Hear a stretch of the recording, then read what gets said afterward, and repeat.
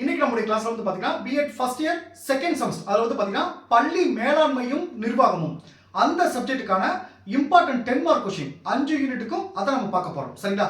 அதே மாதிரி மேஜர் சப்ஜெக்ட்டுக்கு ஒரு 3 யூனிட்டுக்கான இம்பார்ட்டன்ட் 10 மார்க் கொஸ்டின் இப்போ நான் சொல்றேன் சரிங்களா. இப்போ ஆக்சுவலா பாத்தீங்கன்னா இன்னைக்கு நீங்க எக்ஸாம் முடிச்சுட்டு வந்தவனையும் மேஜர் சப்ஜெக்ட் எடுத்தா ரொம்ப உதவியா இருக்கும். மேஜர் சப்ஜெக்ட் இன்னைக்கு வந்து ஒரு 2 யூனிட்டாவது முடிக்க நீங்க முயற்சி பண்ணுங்க. இன்னைக்கு நீங்க 2 யூனிட் முடிச்சீங்கன்னா மேஜர் சப்ஜெக்ட் வந்து உங்களுக்கு வந்து கொஞ்சம் படிக்கிறதுக்கு ஈஸியா இருக்கும் சரிங்களா. ஏன்னா ஸ்கூல் மேனேஜ்மெண்ட்டுக்கு ஒரு நாள் லீவ் இருக்கு. ஸோ நாளைக்கு நீங்க ஸ்கூல் மேனேஜ்மெண்ட் எடுத்துக்கங்க. இன்னைக்கு வந்து நீங்க எக்ஸாம் முடிச்சுட்டு வந்தோடனையும் மேஜர் சப்ஜெக்ட் இப்போ நான் 3 யூனிட்டுக்கான இம்பார்ட்டன்ட் கொஸ்டின் சொல்றேன். இதுல ஏதாவது 2 யூனிட்டை இன்னைக்கு முடிஞ்ச அளவுக்கு முடிச்சிருங்க. அடுத்து மேஜர் சப்ஜெக்ட் படிக்கிறப்போ உங்களுக்கு கொஞ்சம் ஈஸியா இருக்கும் சரிங்களா. இப்போ ஃபர்ஸ்ட் வந்து மேஜர் சப்ஜெக்ட்டுக்கான இம்பார்ட்டன்ட் கொஸ்டின் சொல்றேன். இப்போ நான் சொல்ற இம்பார்ட்டன்ட் கொஸ்டின் வந்து பாத்தீங்கன்னா எல்லா மேஜருக்கும் காமனானதான் சரிங்களா. அதாவது first unit, second unit, third unit, 5th unit இந்த 4 யூனிட்டும் எல்லா மேஜருக்கும் காமனானதான். 4th யூனிட்ல மட்டும் தான் கொஞ்சம் கொஞ்சம் மாறும் சரிங்களா. ஸோ இப்போ நான் சொல்ல போற இந்த இம்பார்ட்டன்ட் 10 மார்க் கொஸ்டின் வந்து பாத்தீங்கன்னா எல்லா மேஜரும் படிச்சுக்கலாம், எல்லா மேஜருக்கும் காமனானதான் சரிங்களா. ஓகே இப்போ பாருங்க, ஃபர்ஸ்ட் கற்பித்தல் முறை பகுப்பாய்வு ஃபர்ஸ்ட் யூனிட்ல இருந்து நான் சொல்றேன். 10 மார்க் கொஸ்டின் பாருங்க. ஃபர்ஸ்ட் கொஸ்டின் பாருங்க, விமர்சன கற்பித்தல் பொருள் ஆசிரியர் கல்வியில் இதன் தேவையும் தாக்கங்களும். ஃபர்ஸ்ட் இதுல நிறைய கொஸ்டின் வந்து ஆல்ரெடி கிளாஸ் எடுத்திருப்பேன். நம்மளுடைய சேனல் போய் பிளேலிஸ்ட்ல பாத்தீங்கன்னா B Ed second semester major subject சொல்லி ஒரு ஃபோல்டர் இருக்கும். அதை கிளிக் பண்ணீங்கன்னா நான் இது வரைக்கும் அப்லோட் பண்ண அந்த கிளாஸ் எல்லாமே அதுல இருக்கும் சரிங்களா. ஓகே இப்போ ஃபர்ஸ்ட் கொஸ்டின் பாருங்க, விமர்சன கற்பித்தலின் பொருள் ஆசிரியர் கல்வியில் இதன் தேவையும் தாக்கங்களும். இது ஃபர்ஸ்ட் கொஸ்டின். செகண்ட் கொஸ்டின் பாருங்க, பிளாங்கர்ஸின் இடைவினை பகுப்பாய்வு முறை.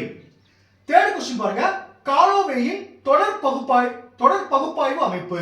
இந்த 3 கொஸ்டினை படிச்சிருங்க ஃபர்ஸ்ட் யூனிட்ல சரிங்களா. இப்போ நான் 3 யூனிட் சொல்றேன், நீங்க ஏதாவது 2 யூனிட்டை செலக்ட் பண்ணி படிச்சிருங்க சரிங்களா. அடுத்து யூனிட் 3 அதாவது ஃபர்ஸ்ட் யூனிட், அடுத்து தேர்ட் யூனிட். தேர்ட் யூனிட் பாருங்க, செயல்பாடு அடிப்படையிலான மற்றும் குழு கட்டுப்படுத்தப்பட்ட அறிவுறுத்தல்கள். இதுல ஃபர்ஸ்ட் கொஸ்டின் பாருங்க, குழு கட்டுப்படுத்தப்பட்ட அறிவுறுத்தலின் வகைகள். செகண்ட் கொஸ்டின் பாருங்க, செயல்பாடு அடிப்படையிலான அறிவுறுத்தலின் வகைப்பாடு. இந்த 2 கொஸ்டின் தான் இந்த யூனிட் 3 பொறுத்தவரைக்கும் முக்கியமானது. இந்த 2 கொஸ்டின் ஃபுல்லா நீங்க கவர் பண்ணிட்டீங்கன்னா கண்டிப்பா ஒரு 10 மார்க் கொஸ்டின் அட்டெண்ட் பண்ணிடலாம், எல்லா மேஜர் சரிங்களா. ஓகே அடுத்து 5th யூனிட் பாருங்க, கற்பித்தலில் மதிப்பீடு. இந்த 5th யூனிட்ல இருக்க நிறைய கொஸ்டின் வந்து ஆல்ரெடி நீங்க கற்றலுக்காக மதிப்பிடுதல் அசஸ்மென்ட் ஃபார் லேர்னிங்ல படிச்சீங்களா, அதுல இருக்க கொஸ்டின் 75% வந்து இந்த 5th யூனிட்ல வரும் சரிங்களா. நீ அட்ஜஸ்ட்மென்ட் ஃபார் லேர்னிங்ல என்ன படிச்சீங்களோ அதை அப்படியே இந்த 5th யூனிட்க்கு எழுதிக்கலாம், தவறே கிடையாது. நீங்க அட்ஜஸ்ட்மென்ட் ஃபார் லேர்னிங் எழுதுறத நீங்க இந்த மேஜர் சப்ஜெக்ட் 5th யூனிட்க்கு நீங்க எழுதிக்கலாம் சரிங்களா, தாராளமா எழுதிக்கலாம். அடுத்து பாருங்க, இதுல என்ன கொஸ்டின் பாருங்க. ஃபர்ஸ்ட் கொஸ்டின் பாருங்க, அடைவு சோதனை தயாரிப்பதில் கோட்பாடுகள் மற்றும் படிநிலைகள். இது ஃபர்ஸ்ட் கொஸ்டின். செகண்ட் கொஸ்டின் பாருங்க, பின்னூட்ட சாதனைகள். இந்த ஃபீட்பேக்லாம் நீங்க ஆல்ரெடி அசஸ்மென்ட் ஃபார் லேர்னிங்ல படிச்சிருப்பீங்க, இந்த அடைவு சோதனையும் ஆல்ரெடி அசஸ்மென்ட் ஃபார் லேர்னிங்ல படிச்சிருப்பீங்க சரிங்களா. அப்ப தேர்ட் கொஸ்டின் பாருங்க, திட்ட வரைவு மற்றும் வினாத்தாள் வடிவமைப்பு. அடுத்து ஃபோர்த் கொஸ்டின் பாருங்க, பிரதிபலிப்பு இதழ். இந்த 4 இதுல இருக்க இந்த 4 கொஸ்டினுமே நீங்க அட்ஜஸ்ட்மென்ட் ஃபார் லேர்னிங்ல படிச்சிருப்பீங்க. சோ இது ஆல்ரெடி நம்ம படிச்சனால இந்த யூனிட் கூட நீங்க அந்த ஸ்கூல் மேனேஜ்மென்ட் முடிச்சு வந்து கூட படிச்சுக்கலாம். இந்த ஃபர்ஸ்ட் யூனிட்டையும் இந்த ஃபர்ஸ்ட் யூனிட்ல இருக்க இந்த 3 கொஸ்டின், அடுத்து இந்த தேர்ட் யூனிட்ல இருக்க 2 கொஸ்டின், இதை நீங்க இன்னைக்கு முடிஞ்ச அளவுக்கு ட்ரை பண்ணுங்க சரிங்களா. ஓகே இப்போ நம்ம அடுத்து ஸ்கூல் மேனேஜ்மென்ட்ல என்னடா இம்பார்ட்டன்ட் கொஸ்டின் பார்ப்போம்.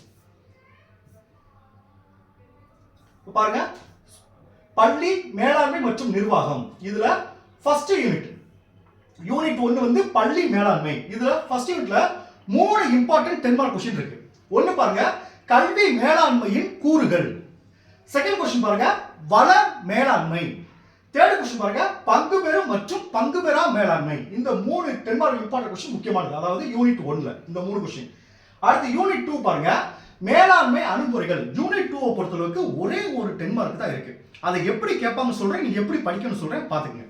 இப்போ பாருங்க எப்படி கொஸ்டின் கேட்கலாம், கல்வி திட்டமிடலில் உள்ள அணுகுமுறைகளின் வகைகளில் ஏனும் 3ஐ விவரி அப்படின்னு கேட்கலாம். நல்லா கவனிச்சுங்க, கல்வி திட்டமிடலில் உள்ள அணுகுமுறைகளின் வகைகளில் ஏதேனும் 3ஐ விளக்குக, இல்ல ஏதேனும் 4ஐ விளக்குக அப்படி சொல்லி கேட்கலாம். அப்படி இல்லைன்னா ஆக்சுவலா பாருங்க, இந்த கல்வி திட்டமிடல் அணுகுமுறை வகைகள் வந்து மொத்தம் வந்து பாத்தீங்கன்னா மொத்தம் வந்து 7 இருக்கு சரிங்களா.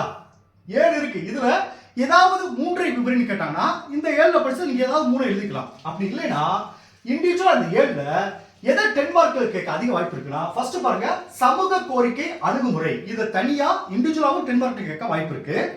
அடுத்து 2 பாருங்க, மனித ஆற்றல் தேவை அணுகுமுறை, மனிதவள மேம்பட்ட அணுகுமுறை. இதையும் 10 மார்க்ல கேட்க வாய்ப்பு இருக்கு. அதாவது இண்டிவிஜுவலா. அடுத்து வரவு விகித அணுகுமுறை. இந்த மூணையும் 10 மார்க்ல இண்டிவிஜுவலா கேட்க வாய்ப்பு இருக்கு. சரிங்களா? இப்போ ஒரு டவுட் வரும். சார் இந்த 7 क्वेश्चन இந்த 7மே பொதுவா இப்படி கேட்டா நான் என்ன செய்யறது சார்? அதாவது மனித ஆற்றல் தேவை அணுகுமுறை, மனித மேம்பாட்டு அதாவது இப்படி கேட்டா என்ன செய்ய முடியும் சார்? கல்வி திட்டமிடல் அணுகுமுறை வகைகளை மொத்தமா விவரின்னு சொல்லி கேட்டா என்ன செய்யணும்?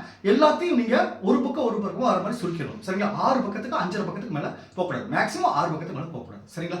சோ இதுதான் கல்வி திட்டமிடல் அணுகுமுறையில வகைகள். அடுத்து தேர்ட் யூனிட் பாருங்க.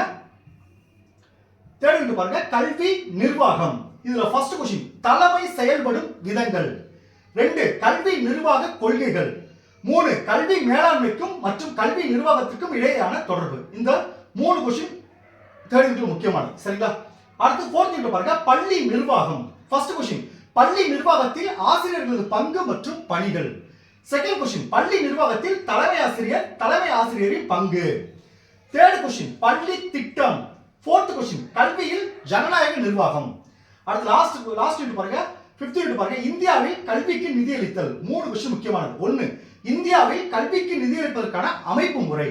2 UNFPA மற்றும் UNDP பற்றி விவாதிக்கவும். தேர்ட் கல்விக்கு நிதியளிப்பதில் மைய அரசின் பங்கு. இந்த 3 क्वेश्चन முக்கியமானது. சரிங்களா? சோ இதுதான் நம்ம ஸ்கூல் மேனேஜ்மென்ட்டுக்கு மேஜர் சப்ஜெக்ட்டுக்கான உங்களுக்கு இம்பார்ட்டன்ட் क्वेश्चन. நான் அடுத்த கிளாஸ்ல அந்த மேஜர் சப்ஜெக்ட்டுக்கு ஒவ்வொரு 10 மார்க்ல என்னென்ன கீ பாயிண்ட்ஸ் வருதுன்னு நான் சொல்றேன். சரிங்களா? Okay, thank you students. நம்ம அடுத்த கிளாஸ்ல பார்ப்போம்.